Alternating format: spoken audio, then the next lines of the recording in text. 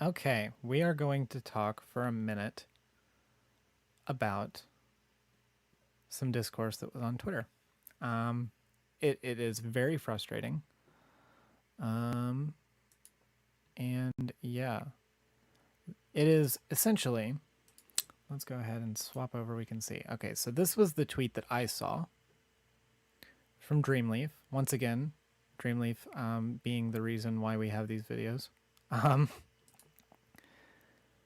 this was the tweet that I saw. So this person posts, a lot can change in 9 months. Transition timeline. Really good timeline, by the way. This person looks fantastic. And then we have this person that says ACAB includes the trans military. And, you know, they're doing kind of the more female drone pilots meme. Dreamleaf showed a screenshot of the person's Twitter. Army medic 44, she, her. Trans woman, she's an army medic. Okay. Why is this unhinged? Okay. There were a lot of people for several days that were unironically saying that basically being in the military makes you a war criminal. And that is like fucking insane. I'm sorry. It really does minimize the actual like war crimes that are committed when we equate literally just being in the military to being a war criminal. This person's just a medic. I'm not exactly sure what war crimes she was supposed to have committed, but apparently she is a war criminal. This is obviously dumb, and it ignores a lot of things about why people join the military, about the military's role in society. Yeah. So, what does it ignore? The first thing is, again, like I said, it really does minimize like actual war crimes and tragedies. When you are equating, like just simply existing like in the military as being a war criminal, it makes it really hard to actively like suss through war crimes. It's the same thing that I said over the Vosh thing in that video, that like the more that we like use words like this in such a generalized context, the more that we like lose like the specificity that comes with those definitions, the harder it is to actually like parse through things. And it's no different in this case. It really isn't. The other thing that a lot of people have been pointing out, and it is super true, is there are a lot of reasons why people join the military. There are a lot of things that go into how people get there. For one, you have the fact that recruiters will just lie to you. That just happens. They target people at a young age. They lie to you about the things that you're going to do and convince people to join. There's a lot of propaganda that goes into the military, convincing people that it's heroism, convincing people that they are doing something like for their country or for their like family by joining the military. There are socioeconomic reasons why people join the military. A lot of the people who are joining the military are trying to get out of bad like financial situations. For a lot, the military is just kind of a job. Like it just is. Like it's the best option for them because they might be facing homelessness or they might need education. My dad literally worked as a cook in the kitchen while in the military. Yeah, like I don't exactly know what kind of like war crimes are supposed to be committed by cooks in the kitchen. I love buttering up recruiters so I can get free bags and water bottles. Yeah, that is good. You should do that more. Everyone should do that. Yeah, no, it literally like you're kind of ignoring the ways that like the military exists in our like society. You're kind of ignoring like the stuff behind all of it, right?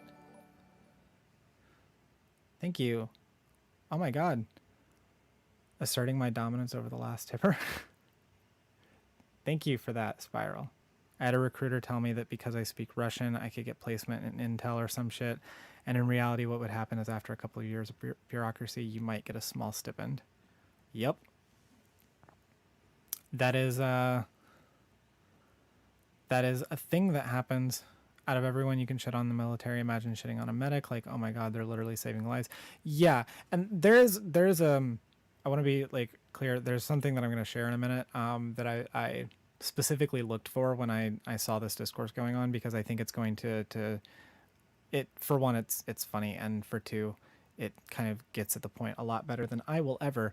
But yeah, there are a lot of reasons why people get into the military, and calling anyone who is in it a war criminal is unironically, like, it is actually it's making it harder to parse through real war crimes, and it's ignoring all of the socioeconomic factors and all of the factors of like why the military exists. This was another thing that I saw.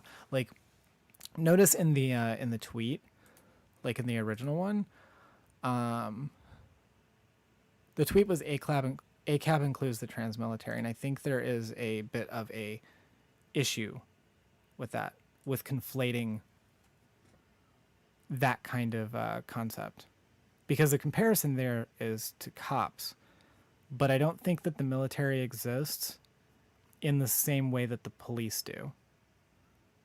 Like, I think it's kind of a false comparison, because ultimately I think you can envision a world where the police do not exist in the form that they are in currently, in a way that thank you, MZ Fallen, for the $3. You can envision a world in which the police do not exist in their current state, in a way that the organizational structure basically is entirely different, and you would be abolishing the structure as it exists now. I don't necessarily know that you can do that with the military. I really honestly do kind of believe that a military kind of has to exist. I feel like it's kind of like a false comparison here to even like include this in the discussion of like cops. Have the military done like horrible things? Have we like used the military to do like atrocities around the world? Yeah, absolutely.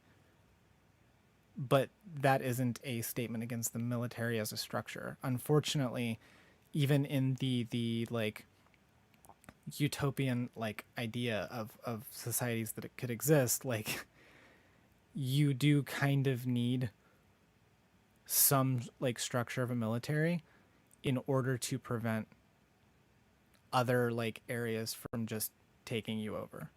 I think the issue here is that it's not about being necessarily like mean to the military. It's about, for one, the morality of just calling anyone who is in the military like a war criminal. Like, I legitimately think that actually, like, that's wrong. And then there's the other like thing here, right?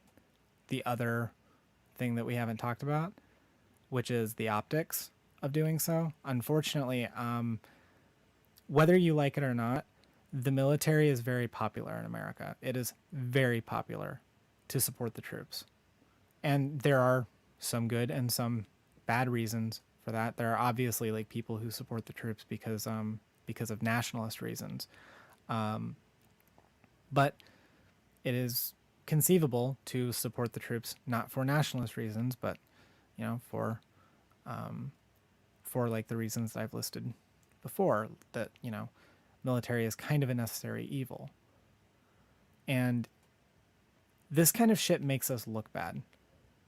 Like, it really fucking does. It's really hard to like join a political movement as a moderate or as somebody who's like kind of questioning their like political leanings. It's really hard to do that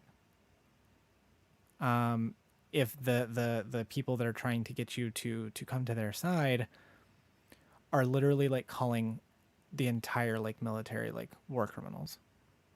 Like, I'm sorry, this makes us look bad. Hate the institution, not the cogs in it. Yeah, pretty much. I mean, the thing is like the military industrial complex is bad. there are a lot of issues with it. But a lot of the people in the military are just there to get a paycheck. Most of them are not committing war crimes. Generalizing anyone who's been in the broad military-industrial complex as a war criminal seems pretty weird, yeah. Do people think every single recruit personally participated in civilian murders? Some of these people do, yes. Some of them seem to just think that being in the military is essentially signing off on all of the worst things in it, which is batshit. Do you pay taxes? They don't, because they're 14. But yeah, I do want to play this this video too before we go, because it is good. I'm going to put in my headphones for this. If you work in the military, you're supporting the apparatus that kills civilians. Dope. So does participating in capitalism, period. That's true. There is no ethical consumption or capitalism. It goes right back into that argument, right? If being in the military is, signing off on all of the worst aspects of the military, it's the same with literally any other system. But of course we can't say that, because that would make us feel bad. Hey, Pat, internet okay, here we go. Yep, found it. All right, here's the video.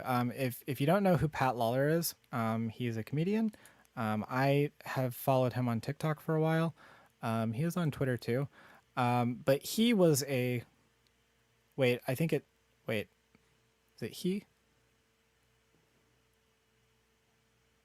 I want to make sure, because I thought it was him, but it might be something else. All right, I guess you better not have porn on here, Pat. Let's see what his Twitter bio says. They, him. Okay. So Pat Lawler, in case you don't know, is a comedian. I have followed them on TikTok for a while. They're very funny. And they were a military vet. They were a medic in the military. All right, here we go. All right, here it is. Hey, Pat, internet here again. Morning. Just wanted to remind you that you're a war criminal. What? I know, Mondays, am I right? No, go back to the part where I'm a war criminal. Oh yeah, no big deal. Just the internet decided that all soldiers are war criminals now. Yeah, you should have known better. I was a medic. Ooh, that sounds like Nuance. That's not allowed here. It's all good or bad, and we've decided war bad, and you were a part of it, so war criminal. Doesn't this sort of rhetoric sort of undercut all the people who did actual war crimes? Nope. How? Well, dropping bombs from drones is bad. We don't like that, so war crime. How are medics responsible for the drone program? In fact, I've been critical of it in the past. I think it should end. Same team, though. Then every American taxpayer is a war criminal because they fund the program. This is kind of a bad look on you. You should feel worse about Iraq. I went to Afghanistan! Hey. Okay. I think they get to the biggest point there, right? Is that there is an entire lack of nuance here. By the way, that video was published September 27th, 2021. This is not new discourse, and it's actually really frustrating that it keeps looping like this. Yeah, you should follow this person. They are very, very funny. I thought this was a new video. No. I remembered seeing this a year and a half ago, and I spent far too long looking for it until I could find it. Because yeah, it really does get to the heart of the issue a lot better than I ever will be able to. But it's still worth talking about. It really does ignore a lot of the reasons why people join the military, and a lot of the ways that the military really does kind of take advantage of people. If we're just talking about being in the military, there are a lot of ways that the military really does fuck people up too. People don't come out of the military the same way that they went in. The military destroys people. It really does. Again, like I said, we're talking about a system here, but we're getting in the weeds again. Just like with the Mr. Beast thing, we are focusing too heavily on the actions of individuals. And in this case, we're not even focusing on actions. We're just focusing on the individual's existence within the system. It's super fucking frustrating. And honestly, it's really disheartening how easy that this kind of like rhetoric can be used against us.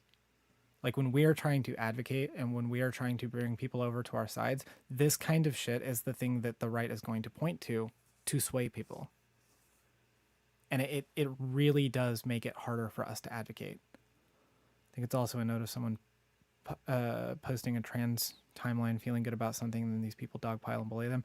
Yes, that is also another kind of like huge issue that is going on Twitter right now, where we are just like dogpiling trans people.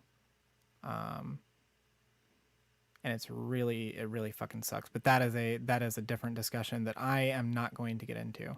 100% leaning away from systemic critique and more towards individual accountability for things that are part of a systemic problem seems counterintuitive. It is extremely counterintuitive.